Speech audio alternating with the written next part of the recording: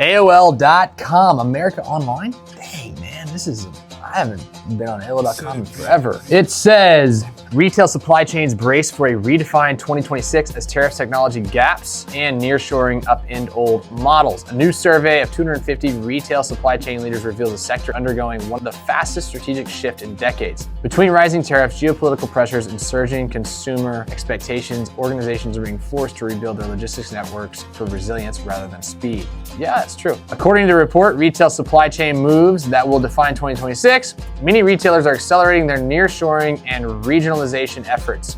The motivation is not just cost pressure, but a heightened need for control, stability, and agility. To mitigate risk, 77% of supply chain leaders have already shifted sourcing away from China toward tariff-neutral countries, and 87% are increasing buffer inventory to hedge against volatility. These moves signal a decisive break from pre-COVID-19 pandemic supply chain models built around global consolidation and just-in-time fulfillment. Man, with so much disruption, so much volatility, I don't know if there will ever be a time when we can trust the supply chain and the world supply chain, I guess, as a whole, like we did pre-COVID. I think, pre-2020 stuff, a lot of JIT fulfillment, all that stuff's there. That's massive. Or JIT supply chain, it's really important. However, the need to have, like it says, tariff neutral countries or even nearshoring, which is like essentially on this side of the hemisphere in our land here, that's not necessarily domestic US, it can be also other countries, Canada, Mexico, South America, but on this continent, kind of nearshoring here, those are the more steady, proven out models. I'm not sure how that's going to expand.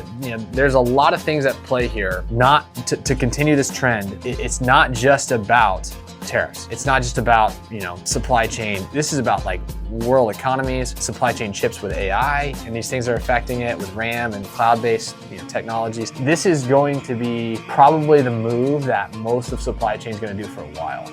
We're not going to see JIT as much, and we're going to be building more towards steady, tried and true supply chain, because that, right, when it comes to necessities or things that are absolute you have to have, that is critical to the infrastructure, not just of just home and life, but to actual infrastructure of a nation, and speaking of the US.